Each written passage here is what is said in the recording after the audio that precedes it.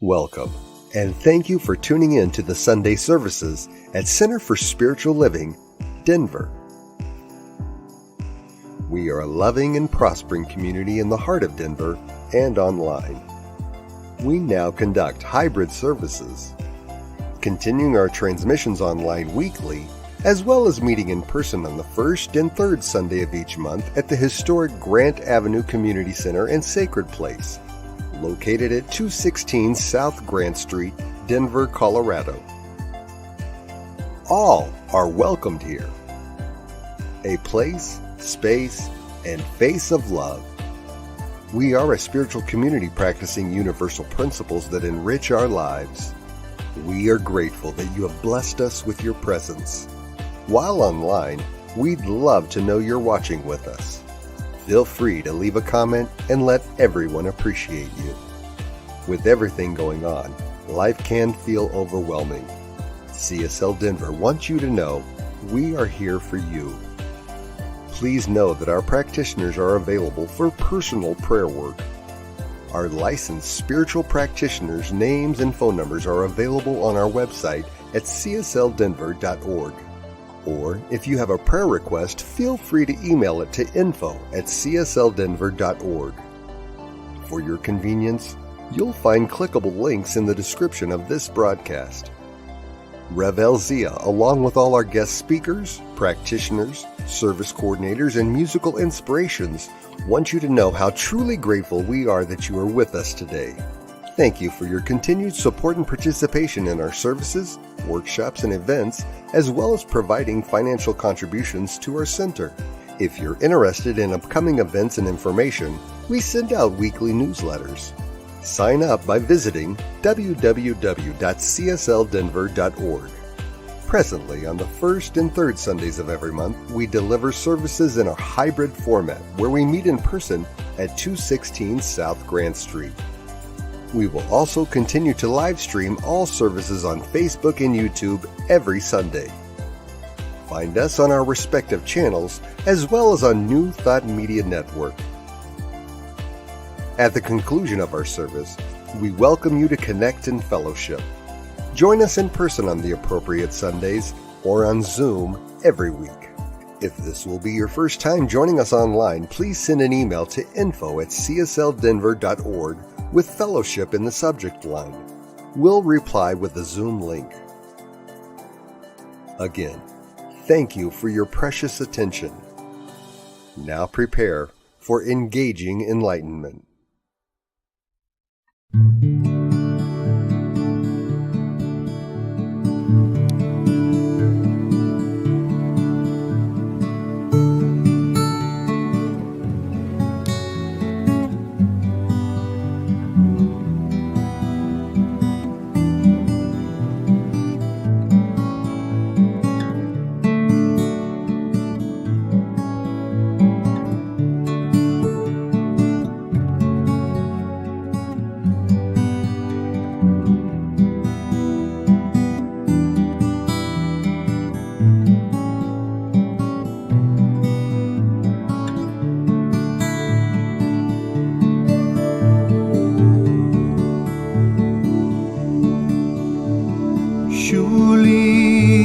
Presence of God is in this place. I can feel the mighty power and the grace. I can hear the brush of angel wings. I see glory on each face. Surely the presence of God is in this place.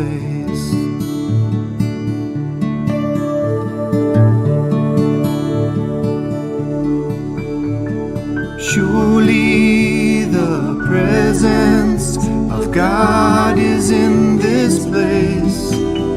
I can feel the mighty power and the grace.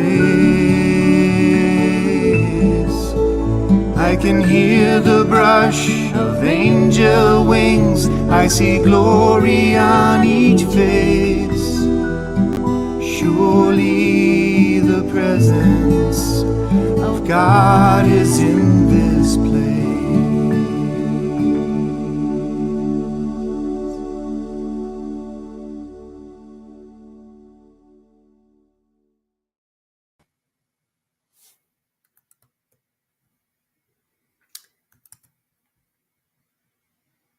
Good morning, everyone. My name is Teresa Cardenas, practitioner with CSL Denver.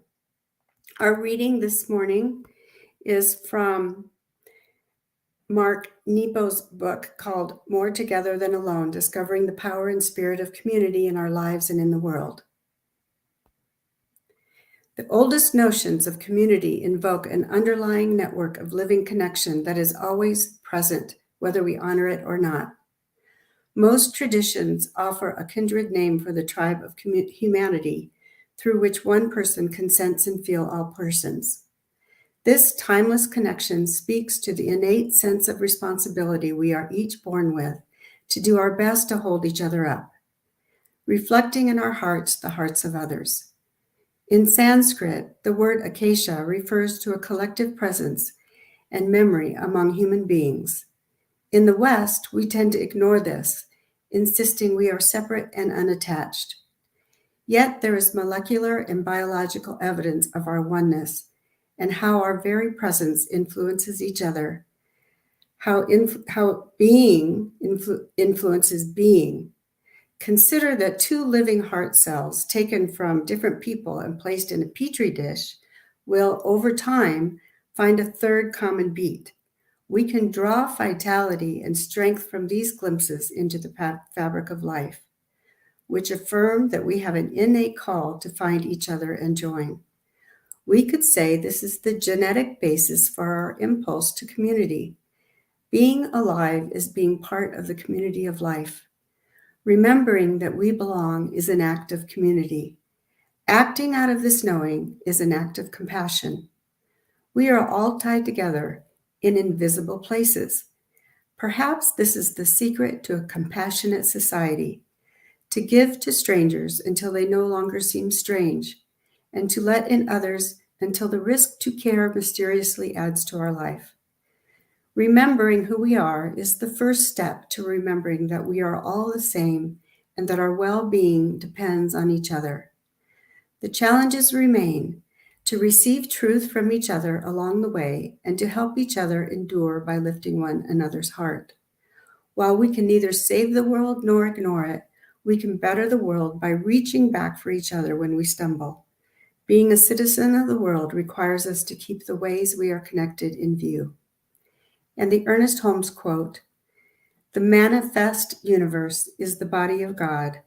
All people are carnations of the one Spirit." And I will do a quick invitation before we invite our musician in. So just close your eyes and take a deep breath. And know that we are connected here in this community of CSL Denver.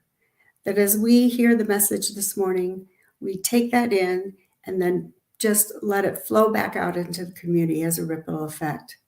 That we are the people that are connected to each other, that are connected to the earth, and connected to the universal nature of God, connected to the omniscient power, that we just embrace that, integrate that into who we are, and we honor that this morning, no matter where we are, whether we are in a temple, whether we are in a church, a mosque, or in that grand cathedral, the earth cathedral, out in the nature of what it is that we so ultimately believe in, which is love.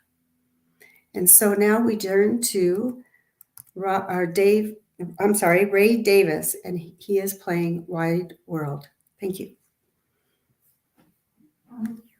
I have a special song for you today, a song that asks the question, what would life be like? Just everyday, ordinary life be like if everything was, everything was cool. And by that I mean everybody living in peace and harmony, joy, peace, loving kindness prevailing. What would it be like? This song is called Wide World.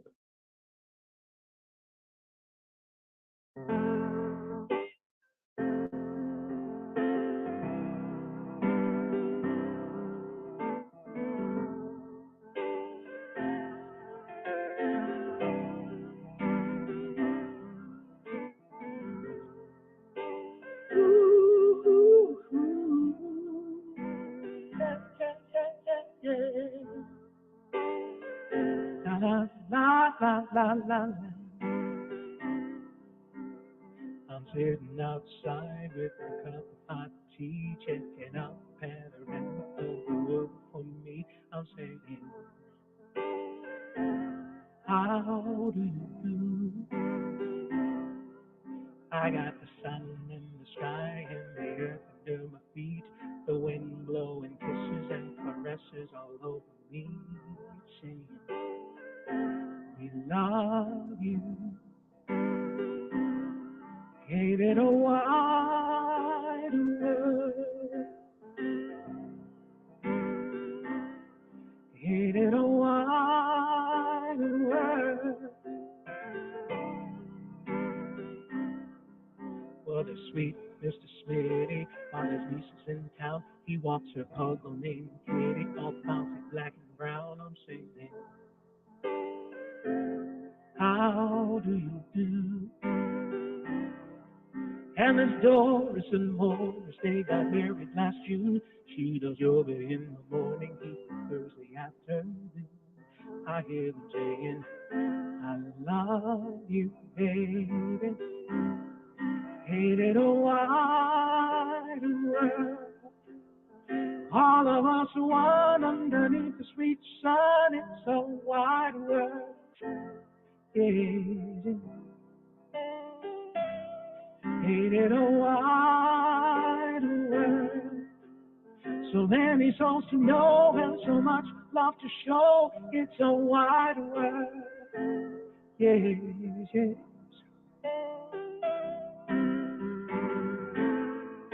When I close my eyes, all I see is light, light, light, love, all that's good and right. So with eyes wide open, I see the goodness and mercy just follow me all my days, all my days,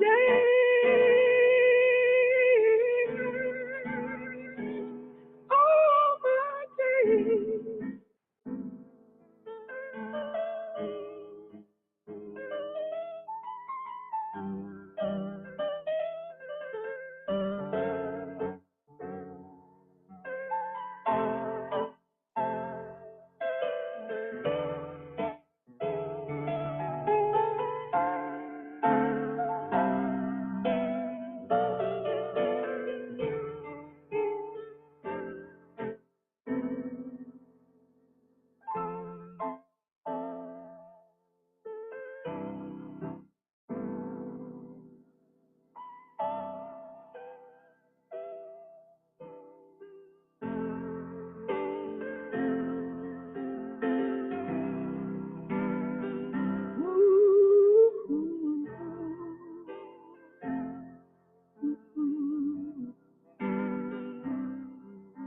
I see the farmers market's got a lot of people today. They're living local and organic, and that's my way I'm saying, hey, how y'all do? Well, there's a lady having trouble with the bags of the dead, and right away another lady says, sister, have no care. I'll help you. I love you. Yeah. Ain't it a wide world? All of us one underneath the sweet sun. It's a wide world. Yes, yes. Ain't it a wide world?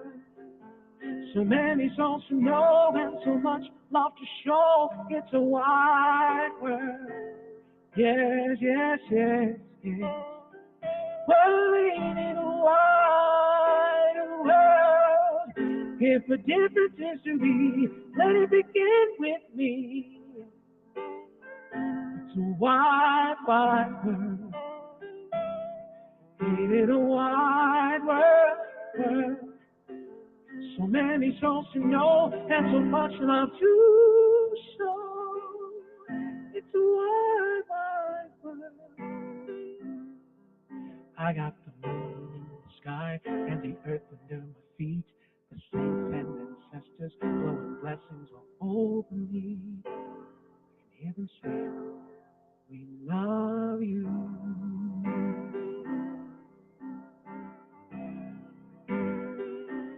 We love you. Ooh.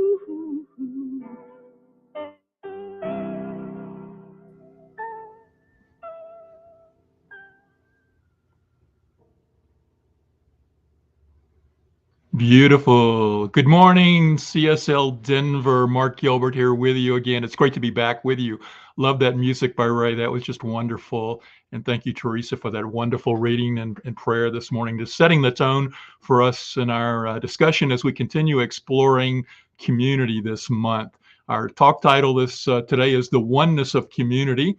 And it's part of a month-long exploration of the topic of the importance of community in our individual lives. In fact, many of our CSL centers are talking this month all about the topic of community. And if you're a subscriber to Science of Mind magazine or pick up the issues, you'll know that the issue this month is all about the exploration of community as well. I encourage you to check it out to go deeper with this particular topic that we're talking about.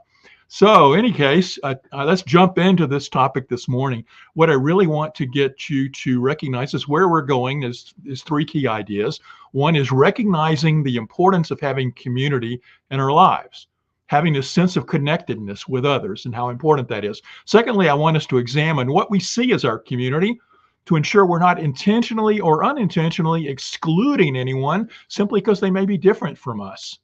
And third is to bring this into the spiritual realm, to consciously seek to connect with a broader community, including getting out of our comfort zones a little bit so we can experience this greater diversity of life, to consciously make genuine connections with all people, to grow our spiritual sense of oneness.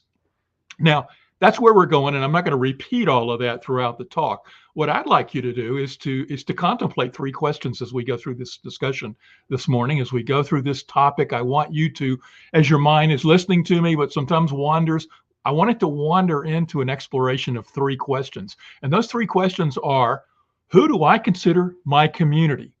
Who do you consider your community? Secondly, do I have multiple communities of which I am a part? In other words, who are those multiple communities of which you are existing in simultaneously in this moment? And finally, are there opportunities to expand your sense of community? Where are those opportunities where you can expand that sense of community? Who's your community? Do you have multiple communities? And where are there opportunities for you to expand those communities? We'll revisit those questions for the next few minutes, but I want you to be contemplating on them as we go through this talk this morning.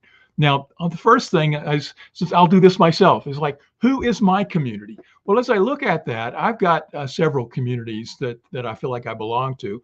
I can look at it that I've got first my close friends and family. And secondly, I have my broader Centers for Spiritual Living community of which I interact, including the good friends here at CSL Denver and folks that I work with in other aspects of my ministry. I've also got some online communities. There's different groups that I deal with in an online environment where we have common interest. And so I feel like those are my communities as well.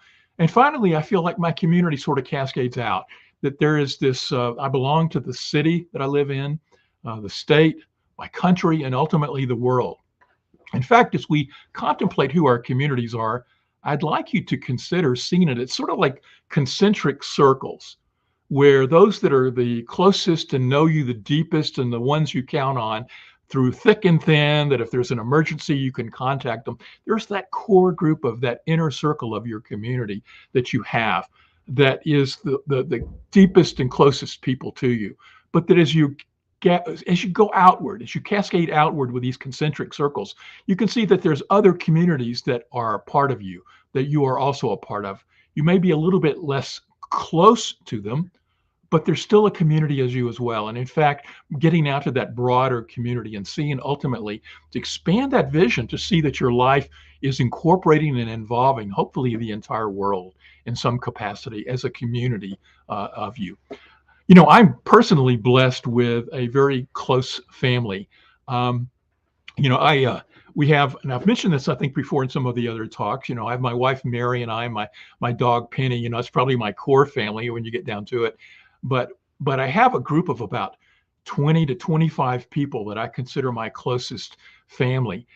That includes not only my wife Mary and I, but my ex-wife and her husband. It also includes the 5 children from my first marriage, their spouses, their kids who are, of course, my grandkids. And then there's these other people that have become just part of the family by choice that I consider just that nuclear group for myself.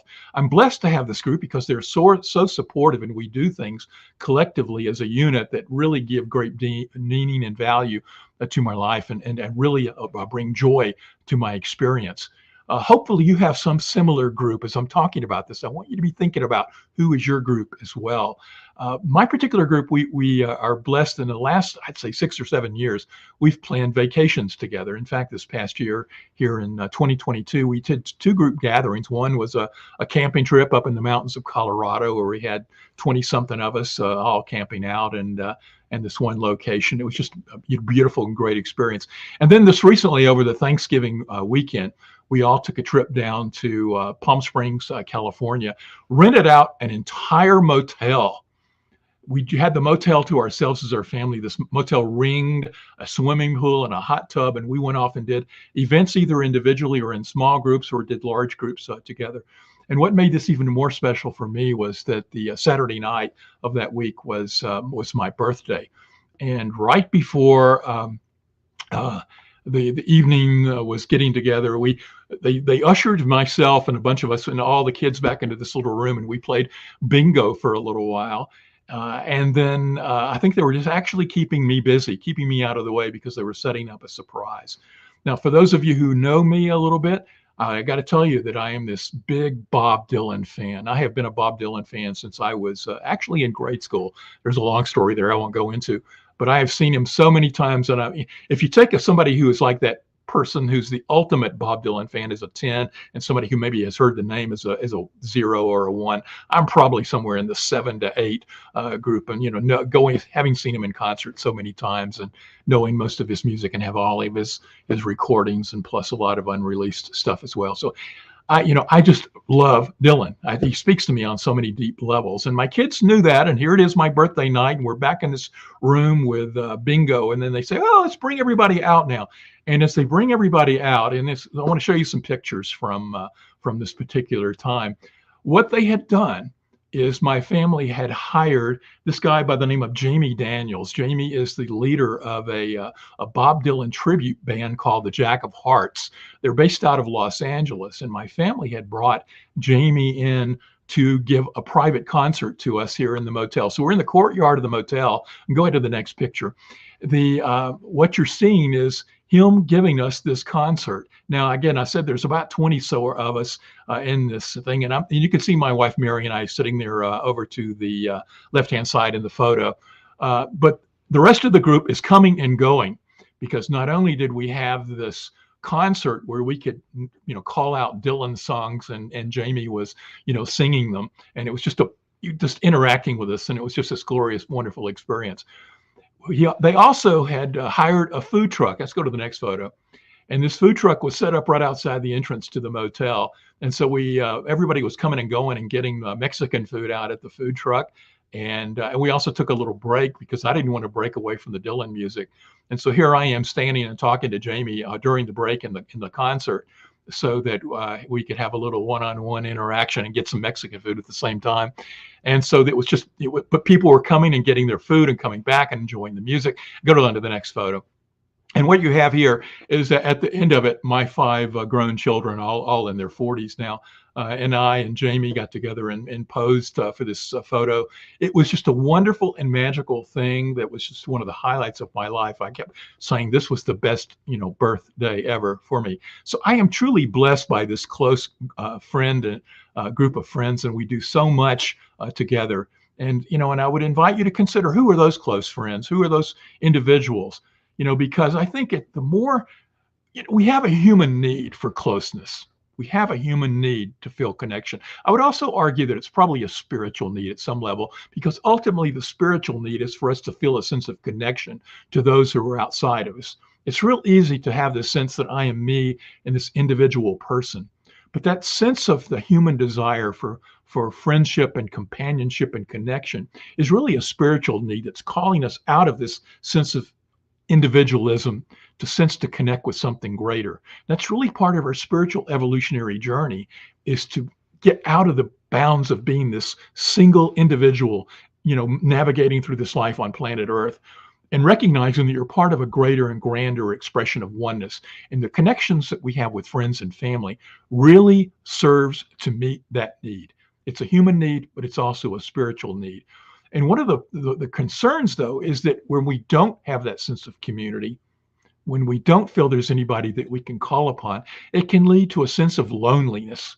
And in fact, many people are saying that the United States, in this current times, is experiencing an epidemic of loneliness. You probably have heard that in recent times. And in fact, in a New York Times article that was written earlier this year, I just want to quote a few segments from it. They said that in small doses, loneliness is like hunger or thirst, a healthy signal you're missing something and to seek out what you need. But prolonged over time, loneliness can be damaging, not just to mental health, but also to physical health.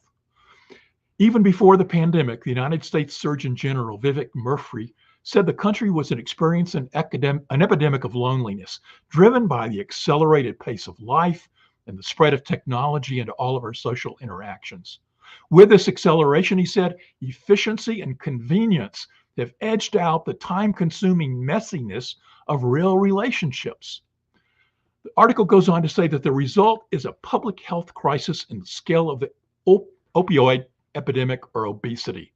Dr. Murthy said that in 2018, a study by the Kaiser Family Foundation found that 1 in 5 Americans said they always or often felt lonely or socially isolated, and that the pandemic only exacerbated these feelings.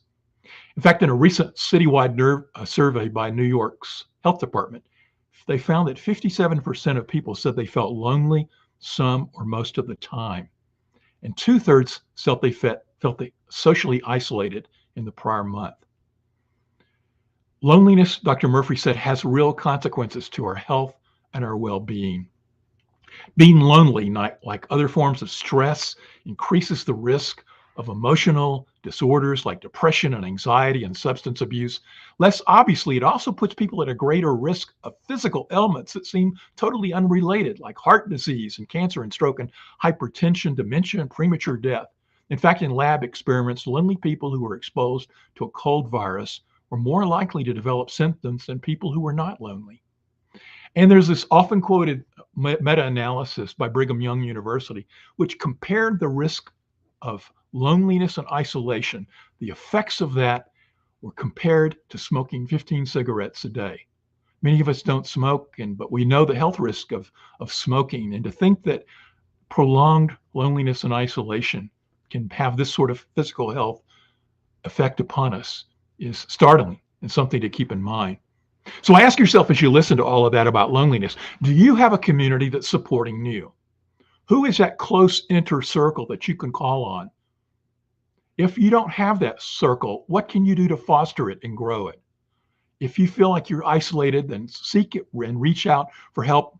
The resources Center for Spiritual Living Denver and other resources in your particular area. But certainly ask, set that intention. We'll be speaking more about that as we move on through the talk. But I want you to think about, do you have that support network? Because it is so important for your health, your vitality, and ultimately your spiritual growth. And related to that, is there somebody in your life, as you look around of all the people that you interact with, is there anybody that you know that could benefit from a sense of community, who maybe is feeling isolated and alone right now in their lives? And what can you do to be an angel of change for them and bring your heart and your compassion into ensuring that they feel a sense of community and connectedness and don't suffer from loneliness? So I ask you to look at that. But beyond having a community, I want you to consider who's part of your community. Have you looked at your community lately to see who you might somehow be excluding If you are, why are you? You know, it's easy to surround ourselves with like-minded people, people like ones that share the same spiritual beliefs. Or the big topic, of course, in our country right now is isolating ourselves into like-minded people based on political beliefs. Other times we can find that we keep ourselves with people who have a shared culture that can be based on race or sexual orientation or other social factors, but we tend to find our group and hang with our group. And when we do that, we limit ourselves and our experience of the beautiful gloriousness of the variety of experience here on earth. What I'm calling to do in this message today is you're moving through those three questions. Who's your community? What are those multiple communities? And where are there opportunities for you to grow and expand? Just consider some of this information who came from CNBC business educator Marcus Lemonis. You know, he basically said there's three great reasons for creating diversity within your circle of friends. The first one, he says, is it shatters invisible barriers we may not even know that are existing around us. In fact, Lemonis writes that, have you ever looked at a close group of people and wanting to be a part of their club, but felt as if there was some code to their friendship that you just couldn't crack? This has happened to everybody at some point. That code is a barrier to entry. Every friend group communicates a barrier to the outside world, whether members of that group know about it or not. It can seem inaccessible to outsiders who might not share the same experiences as you. If all your friends are members of the same religion or ethnicity, if all your friends are members of the same shared group history, then anyone who is outside of that group might not be familiar with the language you're speaking. That's a difficult thing to overcome. They may not have the tools needed to crack your specific code. When you offer a new person friendship, you're not only allowing them to break about your history, to learn about your history, but you're also gaining access to theirs, to breaking down those invisible barriers that he talks about. The second reason Lemonis says that it's important for us to develop a diversity in our friend group is that you get to share brand new experiences. He writes that they say that travel opens the mind, it makes sense. That when you visit new places, you meet people who live their lives in a manner completely different from yours. I know, as an aside, this is so true for me. I love traveling because I travel and like meeting people and finding how they shop, what they're eating, what they're doing, and finding out that it's not better or worse. It's just different. In fact, many times I bring great joy and wondering and sensing that expressiveness, the differences that these people have. Lemonis also writes that the food they eat, the way they travel, the clothes they wear, when you see where they're coming from, you get to observe the difference between their culture and your own. You become less critical of things you didn't understand before, and you bring that open-mindedness home with you. For all of those same reasons, that's why friends are important. Your group of diverse friends can share food, culture, languages, jokes, lifestyles, and family traditions that you've never seen before, opening up your mind without you having to fly across the world to experience them. So consider who's in your group of friends and where you can expand them. The reason that Lemonis says that it's important to have this diversity is that it gives us access to more information and allows us to have better options and better information when we're making decisions and choices in our individual lives. He writes that the people in our lives teach us how to love, laugh, and treat people. Our friends teach us how to manage relationships and how to interact with peers or dates or bosses. A more diverse group of friends will pull experiences from their varied lives to give you more skills and knowledge than you'd have if all your friendships were uniform. For example, suppose all your friends are single and you need relationship advice. You'd get different answers if all your friends were happily married with children or in long-term relationships. Expand your friend group and you'll get better counseling when you need help. So again, those contemplation questions: who's your community? What different communities are in? And where are there opportunities for you to expand your sense of community? Which brings us into the spiritual side of this. You know, I often talk about when I'm with you, is that we are these human beings, you know, but we're also spiritual beings, and that we live simultaneously in these two worlds of the non-physical and the physical. And as we navigate through and talk about the health challenges to the sense of being lonely, when we talk about the human need for companionship, behind all of this is that spiritual push, that spiritual urge, calling us to expand our lives to the greatest and highest expression it can be. Taking steps to expand our circle of friends and include diversity into it expands our tasting this variety of the gift of life on earth. Not only do we spiritually experience life at a greater level and all its richness, but we expand our care and concern for more people. Again, back to those cascading circles. We can see that we have a community that's our close friends, and then the ones that are around us as acquaintances. And as we get out to the city and the state and the planet, that our closeness and care and concern may dissipate a little bit. But as we travel on the spiritual path and we move into that state of the non-physical and sensing our sense of greater oneness to all it is, it also opens our heart to compassion for people who are different from us. Not only does earthly experiences and interacting with people who are different give us that experience that allows us to grow and evolve in our awareness, but as we grow in our sense of oneness on the spiritual side of things, it calls us to a greater sense of love and care for more and more people. It takes us outside those cascading concentric circles and deepens our sense of love for those people out there, even if we're not interacting with them in a personal manner on a day-to-day basis. One of my favorite philosophers is the integral philosopher Ken Wilber. He wrote that the capacity to identify with others is definitely not gained all at once from the start. I think we can identify that. We just don't naturally have this sense of connectedness to other people, and we have to develop and grow it. Wilber goes on to write, the mind has the capacity for inclusiveness through a slow and arduous process. Let me read that again. The mind has to increase its capacity for inclusiveness through a slow and arduous process of growth. And thus this capacity gets a little bigger, moving from what he calls egocentric to ethnocentric, from caring about me to caring about us. And then it gets a little bigger, he says, from ethnocentric to world-centric, from caring about us, my group, to all of us, the world. And then he says it gets even bigger than that we move from being world-centric to what he calls integral or cosmocentric, but it's an inclusiveness that starts to include even other species and the planet and existence itself, that we move from caring about all of us to all of reality. Again, this evolutionary arc that he writes about, and many others have echoed this same statement, is that we grow and evolve from a sense of caring about ourselves to our group and us, to all of us, to all of reality. And this is where we are evolving and growing in our own consciousness on this spiritual path, is a greater and deeper sense of oneness and love and connectedness to the entire planet and all of reality. So the question is, where are you on the evolutionary path? Are you stuck in this egocentric, only caring about yourself? Or do you have just a small group that you care about, and those that you consider the others you exclude and maybe don't have a care and concern for them?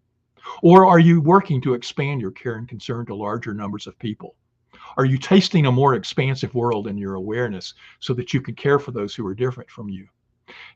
One of the things I want to remind you, though, is that every one of these levels, from the egocentric and caring about yourself to the expansive care of our groups, our broader groups, eventually all humanity and all of existence, is every step is important. That truly to have the healthy sense of love and care and concern for the planet starts with a healthy care and concern for yourself. It starts with that sense of self-love, and we often talk about that in our classes and programs here at Center for Spiritual Living, that we must care and see deeply the importance and value of who we are as individuals. Do you have that sense of care and concern and see yourself as perfect, whole, and complete in this moment? You must anchor into that awareness of self-love and care, but not from an egocentrical side that cares only about yourself to the exclusion of your others, or sees yourself as greater or better than others so that you're dividing yourself. It's a healthy anchor to have a healthy self-love that gives you the strength and basis to expand your love outward.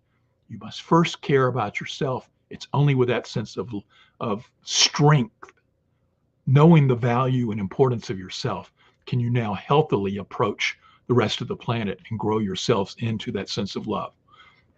The question then becomes, How do you develop that greater sense of community? How do you start expanding this circle outward? How does your concentric circles grow, or your move from caring about me to us to all of us to all of everything? How can that be manifest? Well, there's 3 key steps to this. And this is stuff that we teach in all of our classes here at Centers for Spiritual Living. And the first is to set the intention. To set the intention. We have to start with the vision of what it is we're wanting to accomplish. So what I call you today to do is you contemplate those 3 questions of what's your community, what different communities are you in, where are there opportunities to expand your community, is to, in that last question, where there's that opportunity for growth, to look at that and set an intention. Set an intention to expand your circle of care and concern, to expand to more people. Set your intention to grow your circle of friends, to include greater diversity. Secondly, so the first is set the intention. Secondly is to bring that intention into your spiritual processes. We teach the process of visioning here. Use the tool of visioning to expand and tap into Spirit's wisdom to know what is the greatest and highest calling for you in terms of expanding your love and care and concern for the planet. Use our spiritual tool of affirmations to affirm that you're growing a sense of community in your life. Use the tool of spiritual mind treatment or affirmative prayer as an opportunity to pray each day, knowing and seeing and sensing that expansiveness of community is growing in your individual life. That's the second step. Use spiritual tools. And the third is to walk your talk, is to get out in the world of reality, the world of form, and actually do those things that are going to make this conscious expansion work. Make conscious choices to interact with more people. Say yes to invitations to gatherings that might have challenged your comfort zone because you felt like you wouldn't belong, or it would be different from something that what you normally did. Broaden your connections with others, even online. It doesn't mean you have to agree with people who are different from you, but you do have to open yourself to interacting with them. Approach others with an open heart. Approach others with a sense of curiosity. Want to know about them and their lives. Be a beneficial spiritual presence on this planet in all that you do. See yourself as cascading and flowing love through you. And that with this open heart and open curiosity, every person that you meet is an opportunity to taste the variety of this individual life. See and feel your heart opening to higher and greater levels of love. Be love. In closing, I want to share just a few words from the latest Science of Mind magazine. There's a beautiful one-page article in here by a colleague of mine, the Reverend Dr. Andriette Earle out in Oakland, California. And she talks about her daily walks in the park and herself being an introvert, and how through her daily walks in the park, she first starts interacting with people only in her own mind. She says hi to people. And eventually that comfort level builds up and she begins saying hi to them verbally and expanding that and expanding that. And then with the aspect of an algae taking over their lake, a lot of people stopped coming to the lake and walking the path. And she felt like this group that she was meeting and saying hi to every day on her path was part of her community. It got her out of that sense of being in her own simple circle and expanding that circle outward. And here's what she wrote as she found this algae infestation affecting the people there. She said, "There are already an outspoken agreement on our behavior for how to let runners and bikers pass and how to give way for the dogs and their people, and all the while avoiding birds and their droppings. It's a valued gift that I can move through my community with the freedom and ease of my own pace. The algae infestation, resultant dead fish and bird upset seemed to solidify our connection and set up an odd bonding experience." She wrote, "When I began walking, I behaved as a true introvert. I spoke to other walkers and runners in my mind, never audibly. Over time, I feel more comfortable, safer, and I now make eye contact and greet them aloud. For me, this is connection. I am grateful I created this divine experience, and I fully acknowledge that this sense of lake community exists only in my mind and heart. This is where all sense of community is born."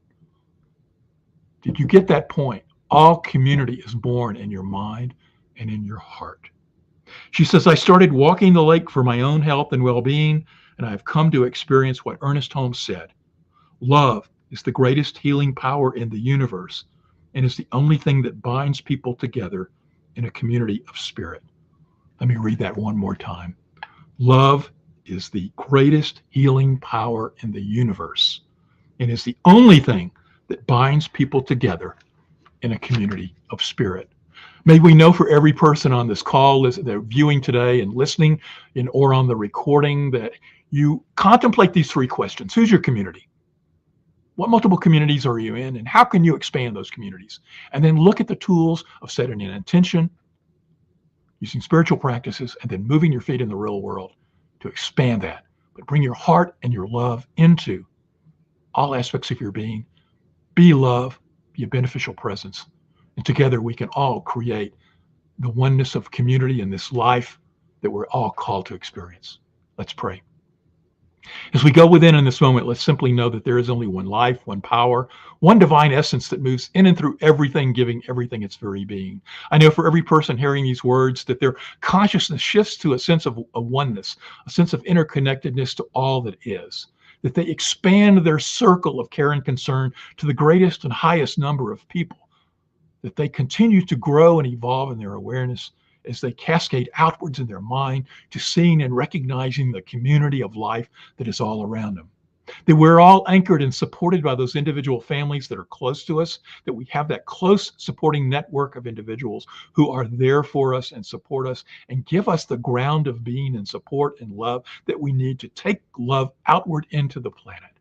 And from that basis of inner and familial support, we look outwards and we grow and connect and just see the glorious gift of every person on this planet and the beauty that they bring. We open our interactions with them with curiosity and a desire to experience life with them and know about them at the deepest essence of our soul. And in doing so, we open this planet to greater and greater levels of love and care and concern for all, and create a world that works for everyone. Thank you, God. Thank you, Spirit. And we release these words knowing that they are so, and so it is. Amen.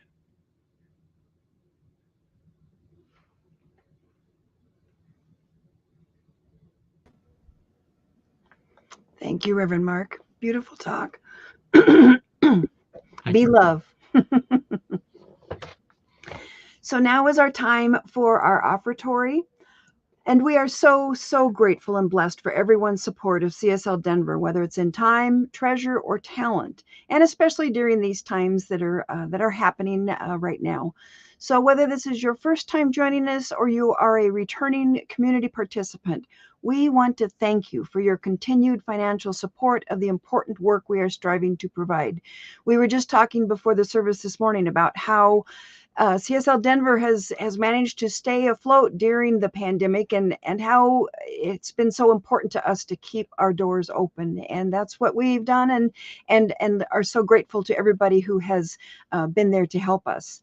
So right now, there are several ways you can make your financial contribution to Center for Spiritual Living Denver.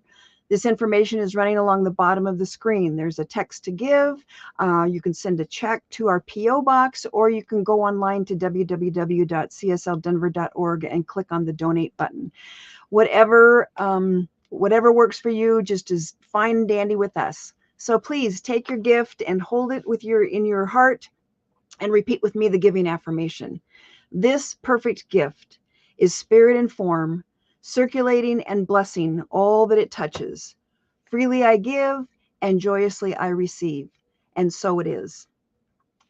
And we are going to have our usual virtual fellowship on Zoom this morning, and we would love for you to come and join us and let us know how you're doing. So if you didn't receive the Zoom invitation earlier this morning, please send an email to info@csldenver.org and mention fellowship, and we'll send you a Zoom invitation right away. Also, if you would like to hear some good news of the world to offset some of the other stuff going on, we have a link on our Facebook page called And Now the Good News. This program is put together by New Thought Media Network and airs on Fridays at 5 p.m. Mountain Time, or you can watch these anytime during the week. So just go to the Center for Spiritual Living Denver Facebook page and click on any post that says, "And now the good news." And also know that New Thought Media Network has over 40 hours of weekly broadcast programs, including prayer time at 8:15 a.m. and p.m. every day, Wisdom of the Mystics, and Your Doula for Grief, along with New Thought Radio, to name only a few. And we are so grateful that New Thought Media has been here for us, again, during this pandemic and has supported us in keeping our services online and moving smoothly and easily. So meanwhile, we hope you have a wonderful week. We're closing in under the end of 2022. I can't believe it's already the middle of December. And we know right here and right now that 2022 is blessed and perfect in all that it is, as will be 2023. So we love you and we hope to see you soon. Please take care of yourselves. And let's close out with Michael Gott singing, "I Release and I Let Go." There was a time in my life, thought I had to do it all for myself. Didn't know the grace of God was sufficient. I didn't know the love of God was at hand.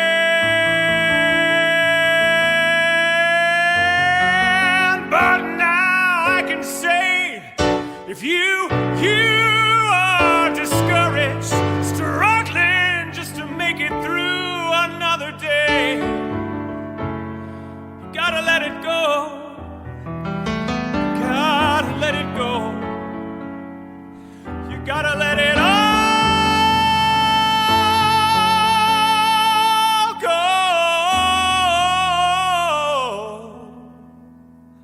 And this is what you have to say. I release and I let go. Let the Spirit run my life, and my heart is open wide. Yes, I'm only here for God. No more struggle, no more strife. With my faith I see the light. I am free in the Spirit. Yes, I'm only here for God. I release and I let go. Let the Spirit run my life, and my heart is open wide. Yes, I'm only here for God. No more struggle, no more strife. With my faith I see the light. I am free in the Spirit. Yes, I'm only here for God. Oh, I release and I let go. Let the Spirit run my life, and my heart is open wide. Yes, I'm only here for God. No more struggle, no more strife. With my faith I see the light. I am free in the Spirit. Yes, I'm only here for God. I release and I let go. Let the Spirit run my life, and my heart is open. Yes, I'm only here for God. No more struggle, no more strife. With my faith I see the light. I am free in the Spirit. Yes, I'm only here for God. Oh, I am free in the Spirit. Yes, I'm